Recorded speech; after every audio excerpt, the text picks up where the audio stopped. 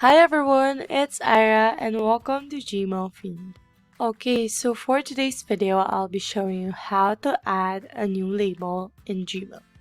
So without further ado, let's get started. Okay, so it's very easy to add a new label. All you have to do is click this plus sign, which is the create new label, and then enter the new label name. Like for example, I want to add a school. You can also add a nest label under the existing labels. So if you click create, as you can see, a new label has been already created.